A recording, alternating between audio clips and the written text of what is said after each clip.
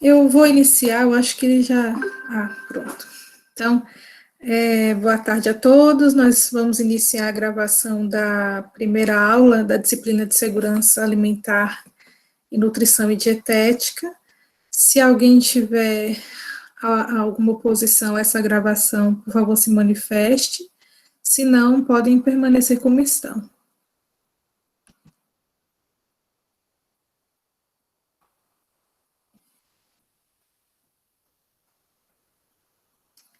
Então, vamos iniciar. Então, pessoal, nessa aula, essa primeira aula, ela é uma aula bastante introdutória, né, à segurança dos alimentos. A gente vai focar justamente nessa parte da segurança alimentar, nos fatores que afetam o crescimento dos micro-organismos, né? Não sei se todos pegaram a disciplina de microbiologia, mas se não pegaram, também não vai comprometer a compreensão, não. Muito do que eu vou falar hoje, eu já falei com vocês na semana passada, naquele seminário que a gente fez de boas práticas. Então, agora, como é uma aula, talvez a gente tenha uma dinâmica, né, um pouco mais flexível. Vocês podem interromper a qualquer momento para fazer perguntas, tá? Tanto no chat quanto em áudio. Não precisam ficar acanhados, podem interromper, e aí a gente vai conduzindo. Então, agora, essa primeira parte, a gente vai ver a introdução à segurança dos alimentos e os fatores que afetam o crescimento microbiano e a contaminação cruzada, né, dos alimentos. Então, como eu já falei com vocês na semana passada, quando a gente pensa, né, em contaminação de alimentos, a gente precisa lembrar que são diversas as fontes de contaminação, né? Os animais caseiros podem ser fontes de contaminação, então, se a gente tem uma produção de alimentos, uma agroindústria, né, um grupo produtivo, no espaço onde o alimento é manipulado, animais não podem ter acesso, né? O ideal é que não tivesse, inclusive, animais no entorno, né? Mas principalmente dentro da área onde o alimento é produzido. Então, nada de aves, seja papagaio, periquito, passarinho, galinha, nada de gato, cachorro, né, ou outro bichinho, porque eles são reservatórios de diversos micro-organismos que podem contaminar o alimento, né? Além de contaminação física também, né? Pelos, penas e assim por diante. Insetos também são fontes de contaminação, né? Então, mosca, formiga, barata, a gente tem que evitar ao máximo. Pardais também, né? Que são pássaros que geralmente gostam de fazer ninho, né? Na agroindústria, nos telhados, a gente tem que estar atento, porque não pode ter esses ninhos, né? Infelizmente. Tem que ser tirados. Roedores, outros animais, né, como se a gente tem criação de animais muito perto, né, da nossa área de produção, pode ser fonte de contaminação. A água é um veículo, né, muito importante de contaminação, então a gente sempre vai usar água potável em todas as etapas do processo produtivo, seja para utilizar diretamente no alimento ou para higienização, tá? Eu tenho um poço, uma cisterna, né? A água utilizada é essa água do poço, a água dessa cisterna para produção ou para higienização. Ela precisa ser regularmente analisada, tá? A gente tem que ter uma frequência lá de análise dessa água.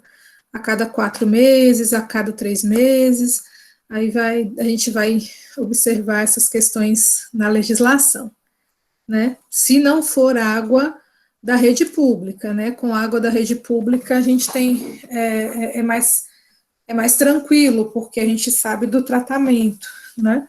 Mas essas águas que não são da rede pública precisam ser analisadas. Os próprios utensílios, né? Então, não é adequado a gente higienizar um utensílio e deixar ele exposto à poeira, né? A insetos. Então, a gente tem que guardar adequadamente também. As próprias matérias-primas, né? Então, se eu estou manipulando um produto de origem vegetal, eu não posso, sem lavar minhas mãos, sem trocar os utensílios, né, e assim por diante, manipular um de origem animal e vice-versa, para evitar essa contaminação cruzada, né. Não posso estar manipulando algo que já está pronto e manipular um que ainda não foi higienizado, né. A gente tem que tomar todos esses cuidados, e o próprio homem, os próprios manipuladores, né, eles são também fonte de contaminação. A gente classifica os contaminantes em 3 grandes classes, né? Que são os contaminantes químicos, os contaminantes biológicos e os contaminantes físicos. Então, o que são contaminantes químicos? Né? Qualquer composto químico, qualquer substância química que esteja presente naquele alimento, né? Como contaminante, né? Que não é natural e que gera um risco ali à saúde. Que não é um contaminante que não é para estar ali, né? Uma substância que não é para estar ali. Então, por exemplo, o excesso de agrotóxicos, né? Os agrotóxicos ali presentes nos alimentos são contaminantes químicos. As micotoxinas produzidas por fungos ou outras toxinas, né? Produzidas por bactérias são contaminantes químicos. Detergente, resíduo de sanitizante, né? Então, se você higienizou morangos, por exemplo, com água sanitária, né, com hipoclorito de sódio, e não enxagou adequadamente, aquele resíduo de hipoclorito, ele é um contaminante, né?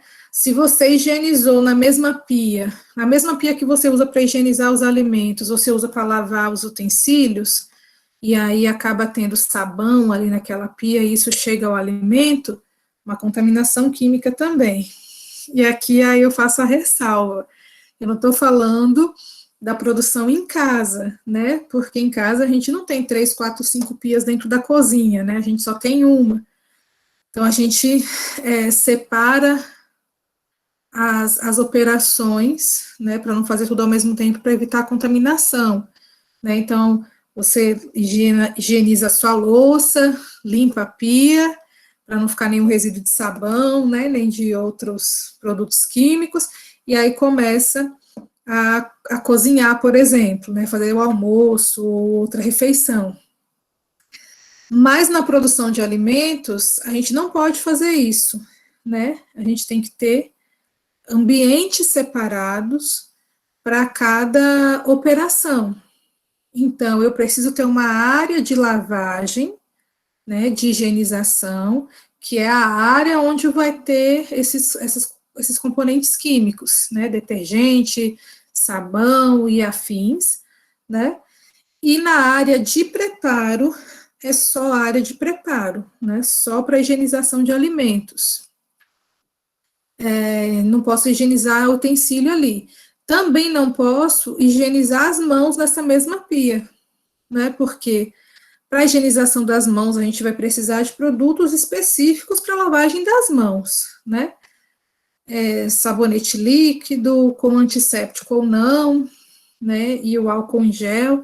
E se esses compostos tiverem acesso ao alimento, também serão contaminações químicas. Então, a gente não pode lavar as mãos na mesma pia onde é processado o alimento, tá? Quando a gente fala na produção da agroindústria.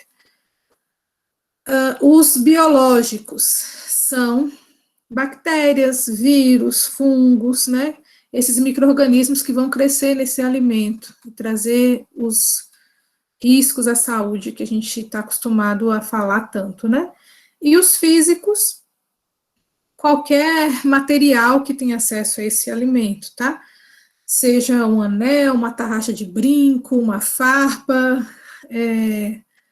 parafuso de máquinas mal reguladas e assim por diante.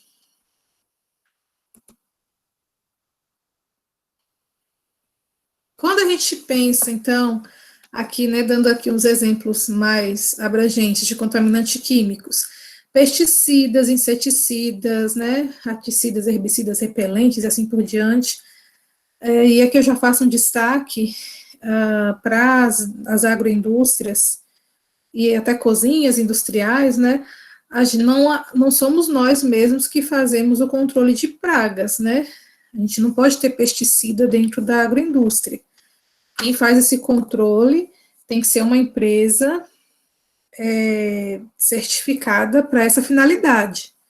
Então, a gente contrata essa empresa, eles vêm, aplicam o produto e depois, no outro dia, a gente faz a higienização e continua a produção, tá? Metais tóxicos, resíduos veterinários, agentes sanitizantes e assim por diante, como eu já falei, né? Contaminantes físicos, aqui também tem vários exemplos, plásticos e papéis, madeira, pedra, metal, vidro e assim por diante. E contaminantes biológicos, a gente tem bactérias, fungos, vírus e alguns consideram os insetos também, né?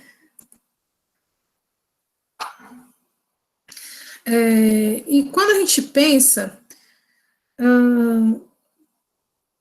como esses micro-organismos chegam, né, nos alimentos, foi como eu falei no início, né, através do solo e da água, de plantas no lugar da produção, utensílios, o trato intestinal do homem e dos animais, manipuladores de alimentos, ração, pele dos animais, ar e poeira. Então, a gente tem que manter o ambiente, os manipuladores e os próprios alimentos o mais limpo possível. Pensando na contaminação biológica, a gente precisa entender que o micro-organismo, né, seja bactéria, seja fungo, ele precisa de algumas condições para se desenvolver, tá? E essas condições a gente pode agrupar nessas 4 aqui, por exemplo, né? Alimento, água, o ar, aqui vai depender, né? Se é aeróbio ou anaeróbio, e da temperatura. Então, os nutrientes que esse micro-organismo precisa já estão no alimento. A gente fala que o alimento é o melhor meio de cultura que existe, porque lá tem proteína, vitamina, minerais, tem carboidratos, gordura, tem tudo que o micro-organismo precisa para se desenvolver. Tem água, né? A temperatura ambiente é a temperatura ideal para a maioria dos micro-organismos que causam ou deterioração no alimento ou doença nos consumidores, né? Os patogênicos. E o ar, quando a gente pensa em micro-organismos aeróbios, né, a gente já tem ar disponível aí em tudo quanto é lugar, né? A gente está nessa atmosfera cheia de ar, né? Então, está em abundância. E nos anaeróbios é problemático também, porque, por exemplo, um clássico micro-organismo anaeróbio é o Clostridium botulinum, né, que causa botulismo. E aí, quais são os alimentos onde ele gera maior problema? Geralmente são nos embutidos cárneos, né? E nas conservas. Por exemplo, conserva de palmito, de azeitona, ou nos embutidos como salsicha, linguiça, mortadela. Por quê? Porque quando ele está dentro ali daquele alimento, o acesso do ar a parte interna do alimento é limitada. Então, ele está num ambiente anaeróbio, que tem água, que tem nutrientes e que geralmente são armazenados a temperatura ambiente ou em temperaturas muito amenas, né? Uma refrigeração muito amena, não é congelamento. Então, tá ótimo para ele se desenvolver ali.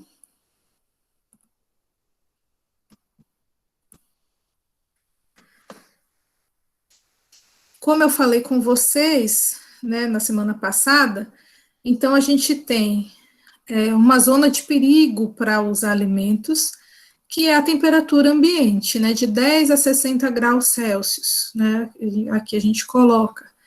Porque aqui estão os micro-organismos que geralmente causam problemas, sejam os patogênicos ou os deteriorantes, né? Eles são mesófilos. Abaixo de 10 graus, e principalmente abaixo de 0 graus, os micro-organismos geralmente estão numa fase de latência, de dormência. Eles não estão mortos, mas eles não estão se multiplicando tanto, né? Então, a carga bacteriana ali, por exemplo, naquele alimento, que é mantido em refrigeração, talvez não seja suficiente para gerar doença, né? E como ele está nesse estado de latência, ele não vai produzir os metabólitos que deterioram o produto, mas eles estão vivos, né? Se você deixar em temperatura ambiente, eles vão crescer novamente. Já acima de 60 graus, os micro-organismos começam a ser mortos mesmo, de fato, né? A não ser os termófilos, lá, os termofílicos, que suportam altas temperaturas, mas eles não são tão problemáticos para a deterioração e para o desenvolvimento de doença, como é o caso dos mesófilos. Então, aqui eu já falei um pouco sobre isso com vocês, né, mas só recapitulando, a quantidade de micro-organismos que nós já temos presente no nosso corpo, né, nas axilas, no couro cabeludo, gengiva, saliva, intestino. Então, são quantidades de milhões, bilhões, né, de micro-organismos.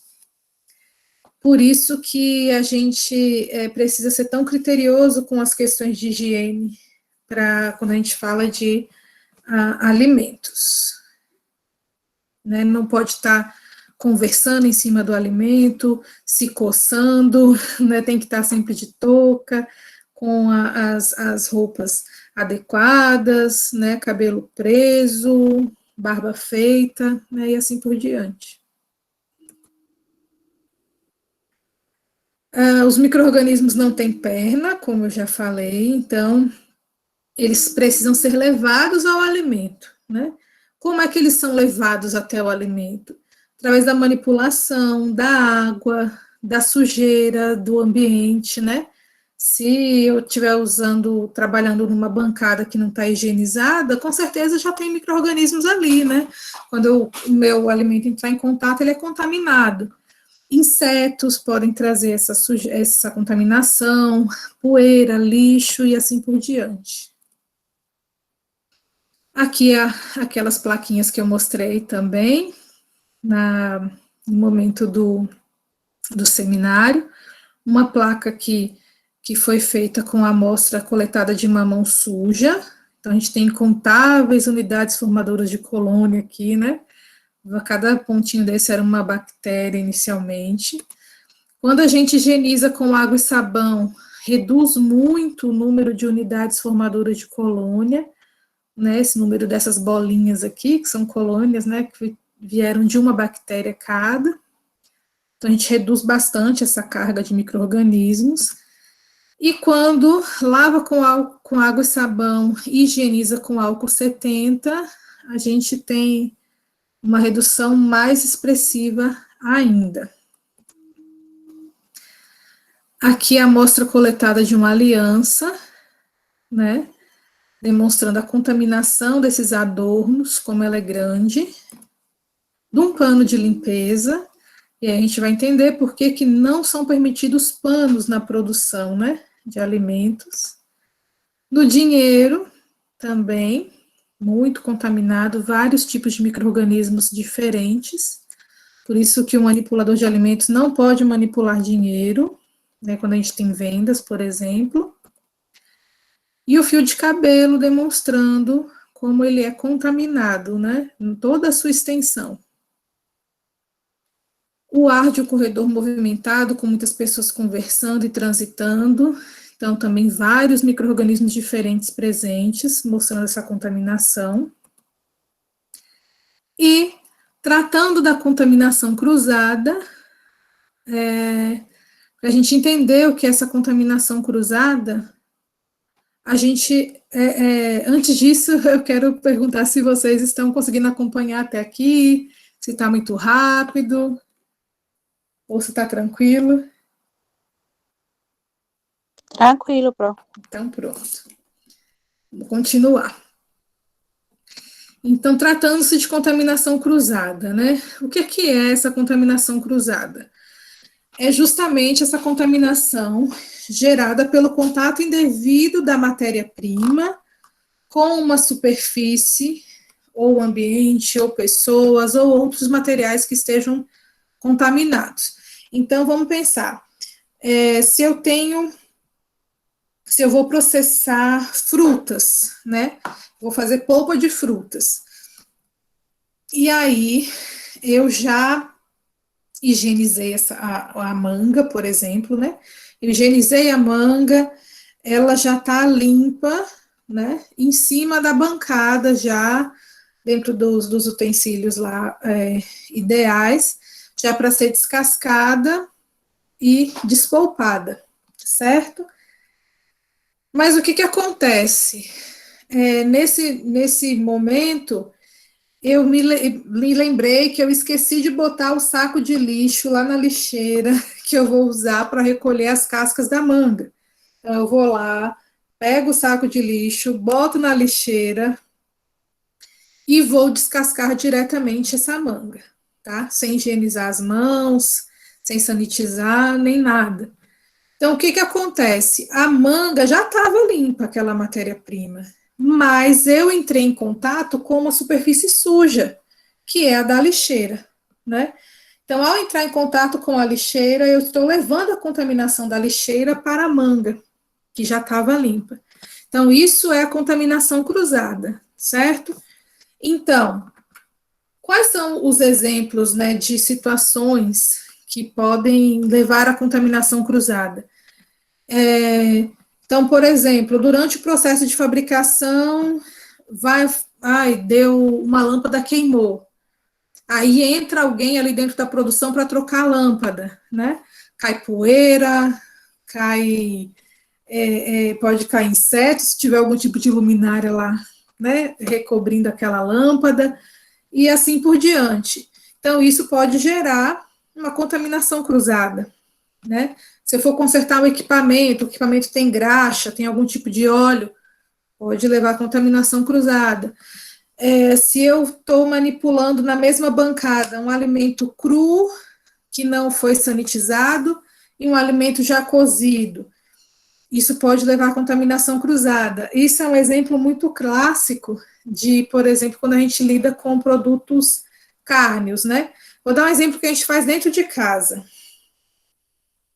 A gente prepara uma carne cozida, ensopada, e aí, depois que ela está pronta, a gente coloca as ervas, né, verdes para darem aroma e sabor, né? Então, a gente vai lá e coloca a cebolinha, o coentro e salsinha, o coentro ou salsinha picado nessa carne, né? Já com o fogo desligado, ela não vai passar por mais nenhum tipo de cozimento, tratamento térmico.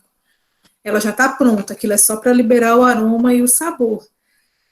Se eu pego essa cebolinha, esse coentro, essa salsa, e só lavo na água corrente e coloco dentro dessa carne, eu estou levando contaminação para a carne, né? Então, o ideal seria que eu pegasse essa cebolinha, essa salsa, esse coentro e sanitizasse. Então, eu tenho que lavar, tenho que deixar lá no hipoclorito de sódio, depois enxaguar, picar e colocar na carne, né? Se não vai passar por nenhum tipo de processamento térmico, precisa ser sanitizado, certo? Ou se eu estou com uma mesma colher, mexendo vários tachos diferentes, várias panelas diferentes, com coisas diferentes, eu também posso estar levando essa contaminação cruzada. Então, a mesma colher que eu mexo o arroz, eu mexo a carne que está meio crua, e depois eu volto e mexo o arroz que já está praticamente cozido, né? A gente está levando contaminação de um para o outro.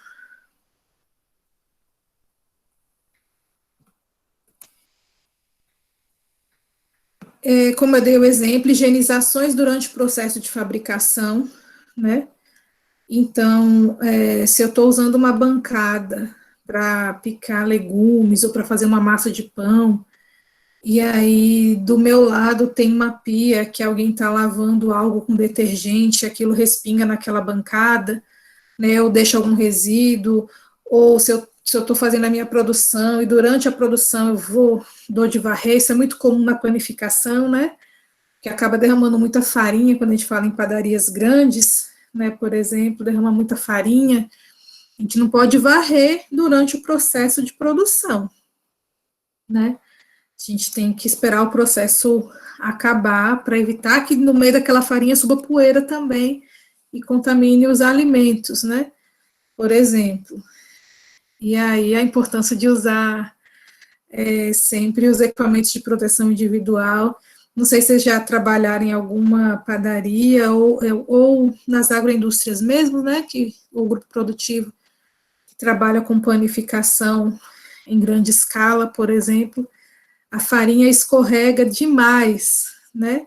Então é sempre importante estar sempre com botas ou calçados antiderrapantes para evitar acidentes. Outro exemplo de contaminação cruzada seria o que ocorre durante a manipulação do lixo, né, durante a produção. Né, então, a gente manipula, como foi o exemplo que eu dei, né? Manipular lixo e manipular produtos limpos, por exemplo. Ou mesmo fluxo, né? Não sei se vocês já pegaram um desenho técnico, me sinalizem aí, por favor. Acho que é Samanta. Já, sim. Já? Sim.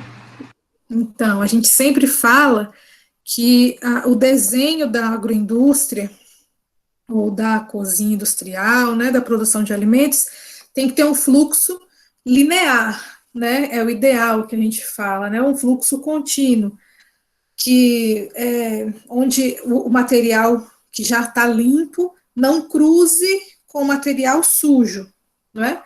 Então a gente vai ter que ter sempre nessas etapas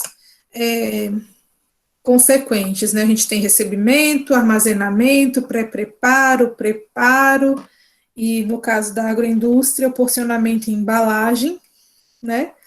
E aí depois uma área separada para sanitização de utensílios e assim por diante, né?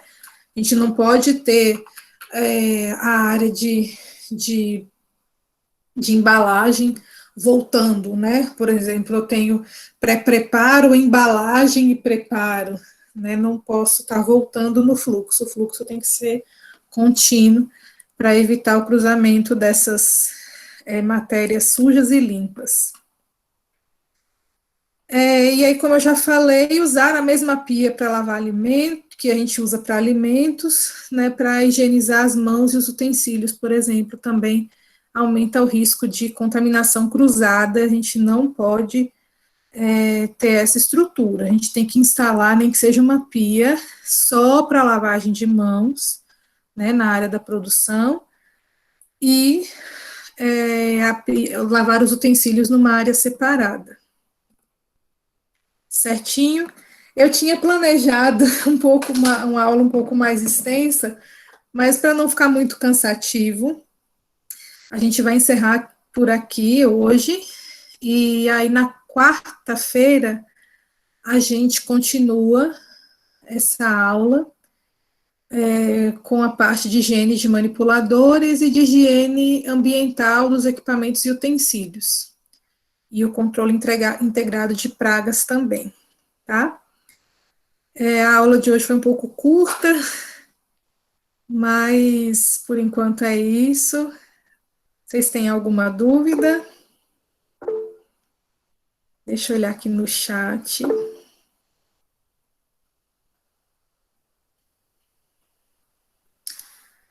Que o pessoal falando que não. Então, pessoal, se alguém tiver alguma dúvida, pode abrir o microfone. Sim. Qual os dias que não vai ter aula, que a senhora falou? No caso, vai ficar só para estudo em casa? Pronto. Então, a gente vai ter aulas às segundas, quartas e sextas, às 3 horas da tarde, de 3 às 5. E na terça e quinta, vocês vão ter disponível para estudar e fazer as atividades, tá? Deixa eu interromper a gravação. Professora, Certo, rapidinho, pronto, deixa obrigada. eu perguntar. A gravação vai ficar disponível onde? No canal